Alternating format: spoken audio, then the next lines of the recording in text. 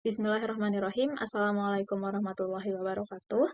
Nama saya Hairunisa Fitriani dengan NIM F1D021011. Pada kesempatan kali ini, saya akan menjelaskan jurnal modul 6 dengan judul pendeteksian tepi.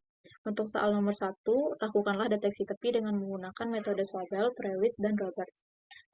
Algoritma untuk nomor 1 ini, yang pertama kita deklarasikan dulu citra yang akan dilakukan pendeteksian tepi, kemudian diubah citranya menjadi citra grayscale, baru masuk ke metode Swabel, Prewitt, dan Roberts. Untuk Swabel itu citranya bakal dikonvolusi dulu sesuai sama kernelnya dari Swabel. Kernelnya itu 3x3. Terus nanti abis itu bakal dicari magnitudo atau jumlah dari konvolusi penjumlahan hasil konvolusinya. Kalau Prewitt itu juga sama kayak Sobel, kernelnya 3x3, nanti akan dikonvolusi dulu, kemudian dicari penjumlahan hasil konvolusinya sesuai sama rumusnya si Prewitt.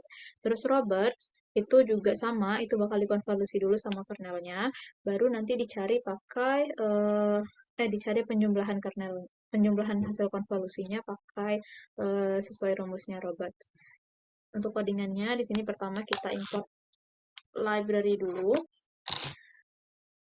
Di sini library yang dipakai itu ada 3, NumPy, Matplotlib.pyplot, sama CV2. Terus nanti bakal dideklarasiin citranya. Di sini deklarasinya pakai plt.imread, di emread. Habis itu bakal diubah citranya ke grayscale pakai cv.cvcolor img cv color underscore rgb to gray. Ini salah satu fungsi yang ada di CV2. Terus nanti citranya itu bakal ditampilin citra yang asli sama citra grayscale-nya pakai plt.subplot buat ngatur tampilannya. Di sini tuh plt.subplotnya itu 1,2, artinya dia itu satu baris 2 kolom, indeksnya itu 0 sama 1. Ini untuk citra sebelum diubah, citra yang kita dikasih, sama ini citra setelah diubah menjadi citra grayscale. Terus di sini dibuat beberapa fungsi. Yang pertama di sini ada fungsi display. Fungsi display ini buat ngebantu nanti tampilan setelah dia dilakukan pendeteksian tepi. Karena kan nanti di Roberts, Prewitt, sama Swabel itu sama-sama bakal ditampilin gitu. Proses tampilannya sama, jadi dibuat satu fungsi aja. Dan untuk ngatur tampilannya itu sama kayak tadi, pakai subplot. Sini 1,3, artinya ada satu baris dan 3 kolom dengan indeks 0, 1, dan 2. Di sini citra yang bakal ditampilin itu IMG1 dan teksnya itu teks 1. Begitu juga IMG2, teks 2, IMG3, teks 3. Terus dibuat juga fungsi konvolusi. Fungsi konvolusi ini sesuai yang udah saya jelaskan tadi. Jadi kan masing-masing citra itu akan dikonvolusi. Makanya kita buat fungsi konvolusi di sini. Di sini dibuat dulu variabel h underscore image sama w underscore image. Ini tuh artinya height sama width-nya. Dan ukurannya itu image.shape. Kernelnya juga sama. Baru nanti dicari nilai tengah dari kernel. Ini tuh jumlah padding yang bakal kita tambahin nanti gitu. Terus abis itu dibuat juga variabel height dari res. Res ini tuh result yang nilainya itu sama kayak height dari IMG, terus width dari result sama kayak width dari IMG. Ini tuh buat nanti ngebuat ini tuh height sama res width underscore res. Ini tuh bakal dipakai untuk ngatur buat ukuran dari resultnya. Terus di sini tuh mendapatkan ukuran padding. Di sini ada left, right, top, sama bottom padding. Terus habis itu di sini ada variabel namanya array. Variabel ini itu adalah si citra yang mau kita padding dan sudah di padding gitu. Di sini pakai np.pad untuk melakukan padding pada sisian array. Nah, di sini tuh ada 3 parameter. Parameter yang pertama, IMG, ini tuh menunjukkan array yang bakal di padding. Parameter kedua, ini ada L underscore pad, R underscore pad, T underscore pad, dan B underscore pad. Ini itu menunjukkan bagian mana aja yang bakal di padding. Jadi kan di sini udah kita dapat ukuran padding ya. Jadi ini tuh padding yang bakal ditambahin ke IMG ini. Terus yang ketiga itu ada mode. Di sini modenya itu H, yang berarti paddingnya itu bakal menggunakan nilai tepi pada array-nya.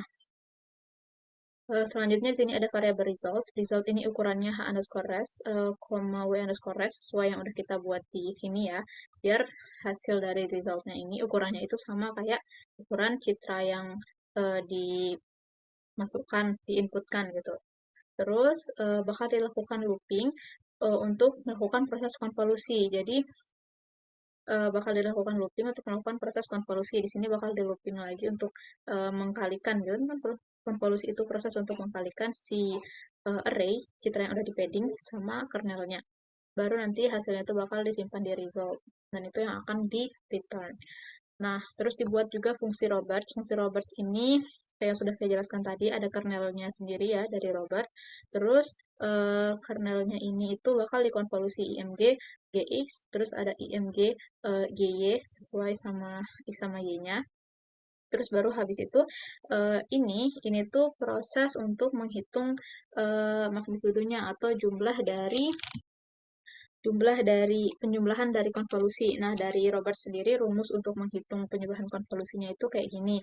Eh, Yaitu akar dari X kuadrat gitu. Y-nya juga sama akar dari Y kuadrat. Baru habis itu ditotalin. Dan ditampilin untuk X, Y sama hasil gradiennya gitu. Hasil yang sudah fix dari Robert. Terus kita panggil fungsinya, tampilannya jadi kayak gini. Untuk Sobel itu juga sama. Jadi yang perlu kita lakukan itu kita inisialisasi dulu kernel dari Sobel. Kernelnya itu 3x3 kan tadi Robert 2x2. Baru habis itu kita konvolusikan pakai fungsi konvolusi yang udah dibuat. Dan ini tuh rumus untuk menghitung magnitudonya atau penjumlahan dari konvolusinya. Itu ternyata sama aja sama punyanya Roberts, akar dari X kuadrat. Terus baru abis itu gradiennya, hasil penjumlahan dari uh, pendeteksian tepi untuk X dan pendeteksian tepi untuk Y. Dan ditampilkan pakai fungsi display. Terus di sini kita panggil fungsinya si Sobel dan tampilannya kayak gini. Habis itu Prewit ini mirip banget kayak Sobel. Dia tuh ada kernelnya juga 3x3. Habis itu buat variabel X dan Y. Di sini ada konvolusi untuk image sama kernel GX, terus ada konvolusi image sama kernel GY. Habis itu dicari penjumlahan dari konvolusinya. Terus ada gradien, ini hasil penjumlahannya. Dan display juga.